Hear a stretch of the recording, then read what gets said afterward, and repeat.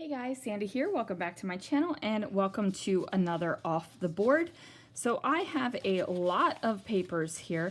I have Paige Evans, I have lots of Close to My Heart, and some Graphic 45.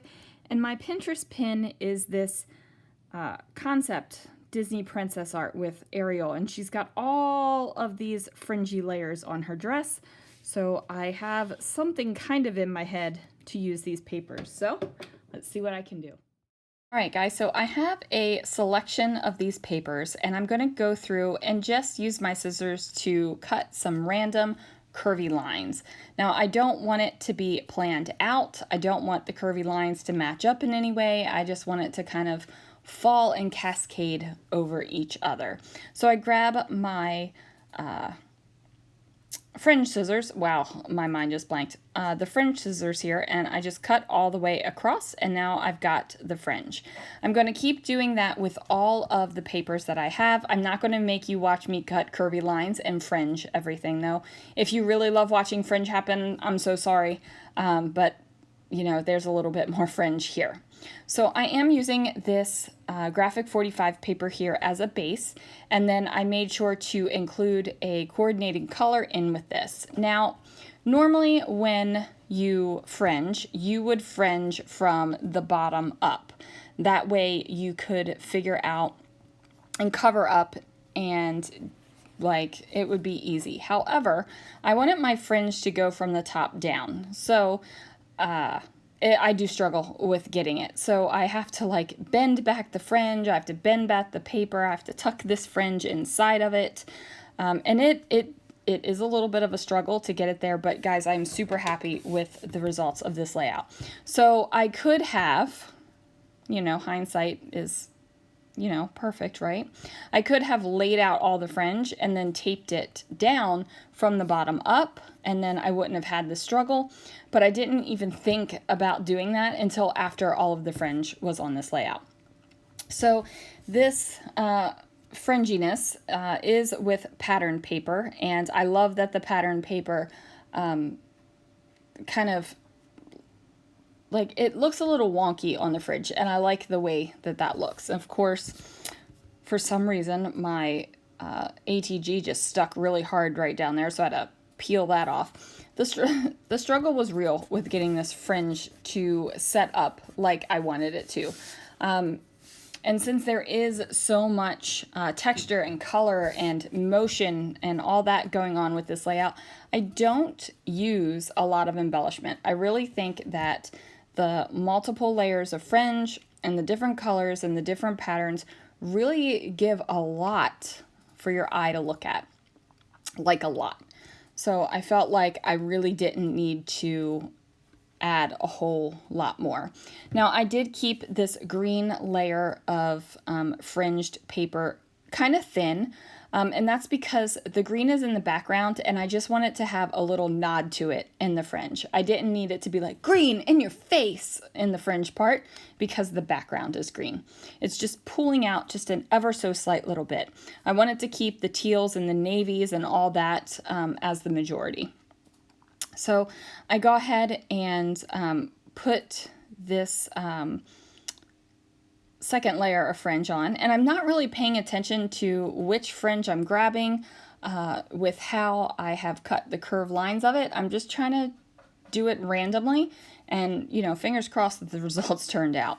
Now, if something happened where I was, you know, really disappointed with it or hated it, I would have adjusted it, but like I said, I like how it turned out. And then I'm just going to end it with this also lighter color fringe. And that way I have the top and the bottom fringe as a lighter kind of aqua tealy type of blue color. And it kind of frames that in. Now, oh, it looks like I needed more fringe. Apparently I needed more fringe, people. So I went ahead and made more fringe. Maybe I didn't actually. I think I did. I remember thinking that I wanted to have the teals like kind of bookending the fringe, so I hope I actually did that. It's weird because I can remember the thoughts during my process, but I don't remember what I actually did during the process. So I'm like watching it for the first time. It's kind of crazy, isn't it? How your mind works and the things that you remember. Like, I remember my thought process, but I don't remember actually if I ended up doing it. So yay, I ended up doing it. Now I'm just basically petting the fringe and trying to get it to flatten down a little bit. I want the texture, I want the lift, I want all of that, but since I had to bend the fringe back so much to get it tucked underneath of each other, it's lifting up a little bit more than I would want. Now I go for the wood grain washi tape, and I'm going for that because I know I'm going to use my wood grain thickers that I have right on the left hand side of me in my Killa kit. Now I thought about doing a stripe of wood grain washi tape and then doing something a little bit extra with it, and I really like this glitter tape that I have. It is like a laser cut glitter tape. So I just decided to make the top washi tape area thicker up here so that my wood grain has a deeper, richer look to it. And then I'm going to go ahead and put this glitter washi right over top of it. And even though it is not as organically cut, it is definitely a laser cut precision washi tape. It still has that same feel as the fringe does, so I don't feel like it's competing. Like the organicness of the fringe and the the way I cut the lines doesn't compete with that structured rigidity of the glitter washi tape. And then I have to trim off the edges of some of the fringe because it did overlap my paper a little bit. And now I'm just going to kind of flatten it down just a little bit more. And then I'm going to go for my photo and figure out what I want to do. So I did keep petting the fringe. As you guys know, I like to touch the scrapbooking stuff, so touching all this fringe, like seriously guys, made me super happy. So now I have this set, and I have this selfie that my son sent. Look at that, I'm down to my last sheet of unfun foam here. Need to hit the store. But I am using that, and then I'm using this really old vellum paper. So it is a cartoony flower vellum, but I'm just going for the color, and I'm cutting it to a size that you're not really going to be focused on the cartoony flowers of the vellum. You're just going to see the vellum, and you're not really going to have any other thing about it. Now I decided to matte my photo on green again because my background is green. I have that little line of green here in the middle of the fringe, and then I thought, you know what, I need to make the green happen a little bit more.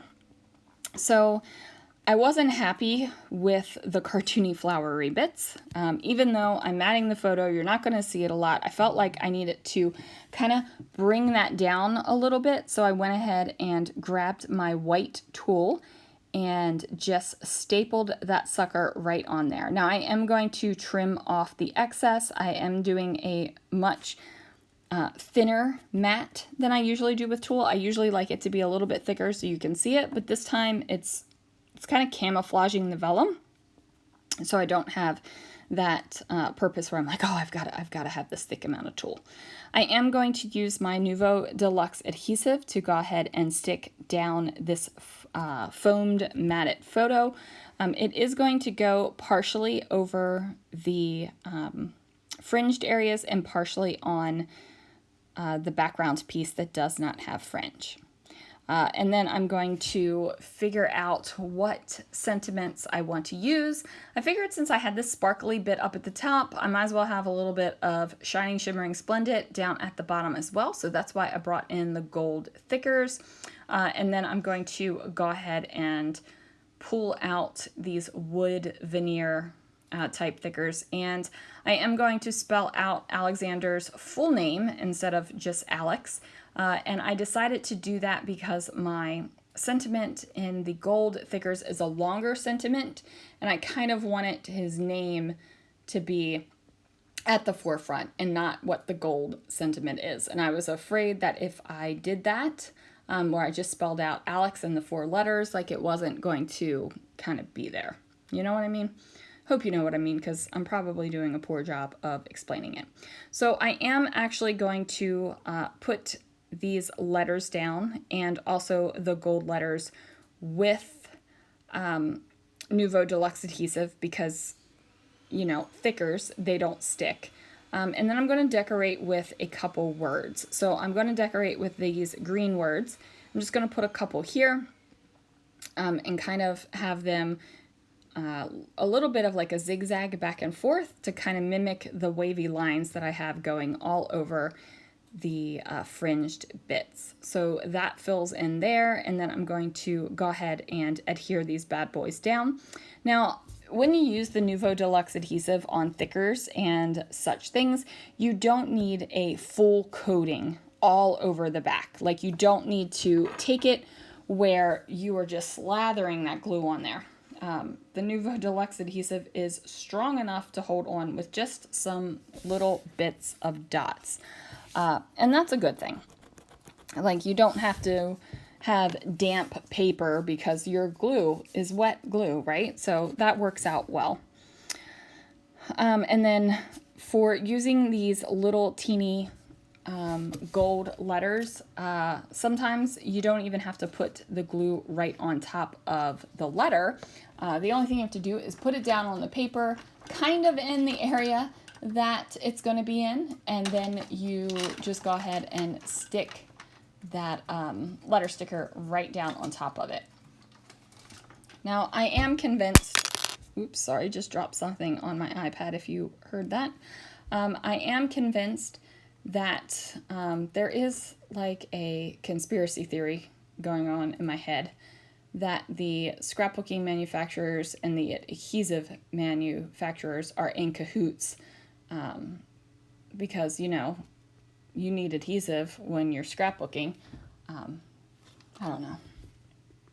You know, sometimes these are the things I think about when I am gluing on stickers that already have adhesive on them, where I feel like I shouldn't have to be gluing on stickers because they already have adhesive on them. So these are the things that go through my head, guys. So I just want to take a second, make sure that you check out all of the links down below. This super fun series of Off the Board was created by my friend Crystal of Pineapple Papers. And it really is just a way to get those Pinterest pins used up instead of just pinning and pinning and pinning. So make sure you check out those links down below. And huge thanks to Crystal for creating this fun series for us. Thanks so much for watching, guys. I will see you again real soon for another video.